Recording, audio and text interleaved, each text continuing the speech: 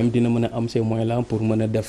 chaque pays africain wala chaque coin de l'Afrique mu def fa ay directions yoo xamante ne dina ko permettre ay agences yoo xam ne dina ko permettre mu mën a suivre ce qui se passe donc comment il calcule comment il travaille en réalité ça, en fait. c'est que bu ñu xoolee réew yi par exemple nga jël dëkk bu mel ne Sénégal ñu ne la am na OFNAC lan mooy OFNAC ñu ne dafay xeex corruption donc pour ñoom loolu c'est une bonne affaire hein sans pour autant savoir lan moo nekk ci biir OFNAC sans pour autant savoir que OFNAC am na 30 et quelques documents yoo xamante rapport yoo xamante ne déposé nañ ko sur la table du procureur yoo xamante ne amul benn suite donc genre yu mel noonu mooy tax état yi aussi dañu muus dañuy xool yi nga xamante ne buñ ko joxee ces organisations là ñu ne leen c'est bon ñu tàccu leen alors que li nekk ci biir dëgg-dëgg duñ ko xam. et si doguma la mais d'après nos investigations gis nañ ne que pour calculer ces genres d'indices là il faudrait que nga xam déjà l'indépendance de la justice nga xam corruption fu mu toll nga xam développement économique wala gestion des biens publics yooyu dafa bokk ci ay indicateurs yu nga xam ne mais est-ce que si ñeent yi ma lim ni Sénégal nekk na ci un bon élève. mais c'est sûr que bu ñu doon classé Sénégal ci point yooyu nga wax Sénégal day bokk ci en tout cas élèves yi mujj ci dernier de la classe comme on dit mais problème bi mooy il faut le dire et ça aussi il faut le dire honnêtement nous sommes en Afrique Sénégal quoi que l'on puisse dire am na ay ñoo xamante ne tane nañ leen ci lu bëri ci ni ñuy doxalee en Afrique donc ces organisations là comme je disais dañuy travailler sur des bases des documents yoo xamante ne pour la plupart état moo leen koy jox wala des structures de l'état ñoo leen koy jox donc très très difficilement la ñuy mën a am la vraie et la bonne information par rapport à comment les choses marchent dans ce pays-là. Donc bu ñu ko jëlee maintenant ñu tëkkale ko comme tu as dit sur ta question ak lu nga xamante ne mooy le rapport de Transparency International l'indice 2022 bi nga xamante ne génn na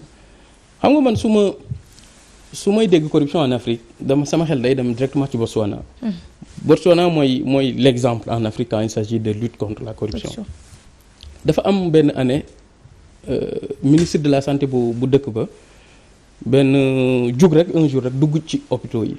parce que paraît-il foofu li fa doon xew lu bëri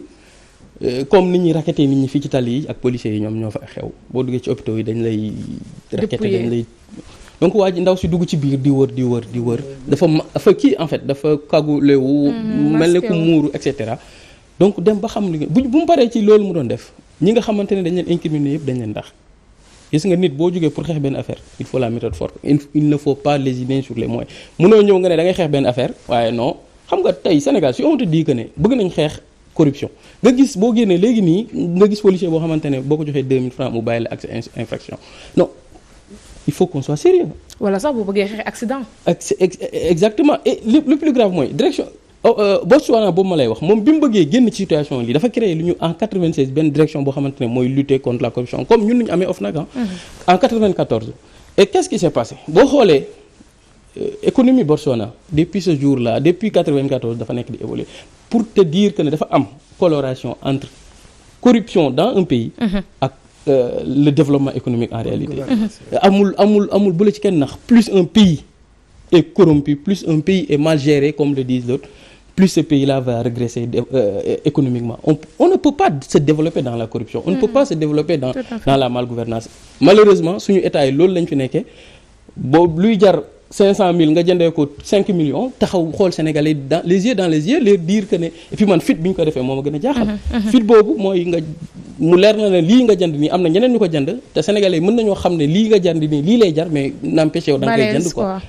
c'est grave. C'est grave. Alors même un enfant de 10 ans bu nekk CM2 mënoon na contredire li nga xam ne moom moo di note bu Mo Ibrahim sukkandiku seulement ci dernier rapport bu Cour des comptes. loolu aussi bu ñu ko fàttee. soxna si dañoo nekk pays boo xam ne dafa am un grand paradoxe. Paradoxe mooy lan tous les instruments pour assurer la bonne gouvernance existent dans ce pays. Tous les instruments. OFNAC. CENTIF Cour des comptes IGE lépp gars yi dañ ko teg mu rafet nice yow boo jógee beneen réew sax da nga ne waaye yow Sénégal waaye am na OFNAC waaye am na CENTIF waaye te donc ça veut dire que pour nga àmbale nit dafay yomb sax ci loolu quoi xamul ma da ngay gis ni benn maison mais ci biir ak liy xew ak yooyu c'est la réalité est tout autre xamul ma léegi nag loolu mooy problème bi instrument yaa ngi fi mais une volonté politique qui ne s'est pas extériorisée aurait été comme si elle n'avait jamais existé dafa am loo xam ne gouvernants yi ñooñu ci war a dimbali maanaam seen leadership boobu il faut ñu incarner ko ñoom. nan nañ koy incarner par l'exemplarité. léegi nag dafay am loo xam ne day war quand tu demandes à quelqu'un de faire un travail la logique voudrait que tu le contrôles léegi boo paree ci contrôle boobu lan moo ciy tegu sanction la sanction peut être positive ou négative. mais malheureusement fii duñ nangu dañuy bàyyi impunité bi moo fi bari ba nga xam ne ku nekk day def lu la neex. def lu la neex finalement léegi nag xaalisu askan wi du am valeur xam nga. mais il y a des choses boo xoolee sax le modèle économique mouride boo ko xoolee ils ont construit Massalikul Jinaan à hauteur de 30 milliards. coow jibul amul ay. alors que le stade Abdoulaye coûte 150 et xam nga léegi sëriñ bi mooy wax joxe ndigal ne Mbacke yu fay mooy sama représentant de gars yi sans problème. xam nga lan moo ko waral. le rapport de confiance entre le leader et ses kii c'est bien huilé. gis nga am na ci période colonisation Sëñ Touba bi muy defar mosquée bu kii bu Touba. il demandait 140 francs pour chaque talibé contribution. à l'époque l'administrateur de Diourbel demandait 15 francs pour kii nu mu tudd pour impôt léegi nag waa ji il a des problèmes pour avoir gars yi ko cotiser impôt au même moment Sëñ Touba gars yaa ngi buuxante pour jox ko 140 francs moom il demande 15 francs léegi tubaab bi ñëw ci Sëñ Touba ne ko man dama am problème léegi nan lay def ba kii parce que yow yaa ngi demandé 140 francs presque 10 fois li may demandé ñoom il refuse te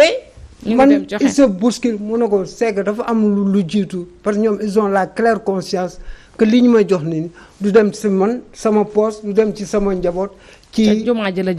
donc rapport de confiance boobu il faut ñu huiler ko malheureusement dañoo dem ba le rapport de confiance entre les gouvernants et les gouvernés le socle là c'est brisé finalement moo tax pour nga maintenir kii bi sax parce que et puis dañu bari dañuy faral di wax gouvernement d'attaque mais en réalité c'est un gouvernement de reculade non c'est vrai parce que dañu bari lu ñuy sumb ak xadar bu kii finalement ana baisse de prix alors que du mujj fenn ana loyer bi ana rapport Cour des comptes xam nga ana mesure contre les accidents donc ça veut dire que un État ne doit pas être faible. Alors, quand il attaque rek c'est pour cogner et pour gagner quoi. Sidi peut-être pour boucler ce sujet-là est-ce qu'il faudrait pas donner beaucoup plus de moyens ak outils ñi nga xam ne ñoom ñoo di waa OFNAC pour ñu mën a liggéey à leur guise parce que on se rend compte que depuis le départ de Nafi Ngom Keïta li ñu fa nemmeeku mooy nekk vraie anarchie la bon bu ñu ko mën a jàngate noonu excusez-moi ci terme yi. D'accord Aïcha xanaa ma préciser benn affaire bon ma ajouté ko juste à la discussion par rapport au rapport de la fondation Mo Ibrahim à leur ranking là leur classement bon par rapport au rapport de la Cour des comptes il faut savoir que rapport Cour des comptes daanaka ñu ngi ko am en janvier xaw ma donc en décembre donc presque fin d'année c'est sûr c'est pas évident que mu nekk dans le rapport de 2022 c'est pas évident donc peut-être loolu moo tax mënuñu Sénégal mën a bañ a am place mel nii attendons-nous en 2023 ñu gis Sénégal moo gën a reculer par rapport ak scandale boobu noonu c'est vrai donc par rapport à l'OFNAC OFNAC benn problème la am kese benn problème il s'appelle Macky Sall il faut le dire Macky Sall moo ko créé Macky Sall moom mooy problème am loolu mooy OFNAC xam nga comment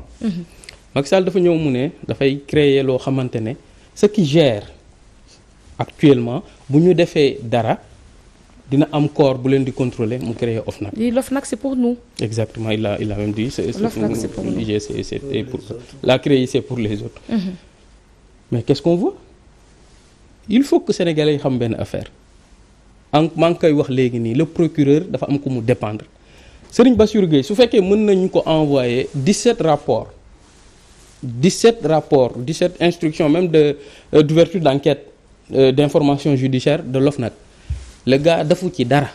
mais ku wax Serigne Bassirou Gueye dara da nga koy toj Serigne Bassirou Gueye dafa am kilifa ci nu Sénégal ci suñu république nu mu bindoo kilifaam googu noonu mooy ministre de la justice nag kilifaam Macky Sall la. Macky Sall suba su bëggoon ñu rek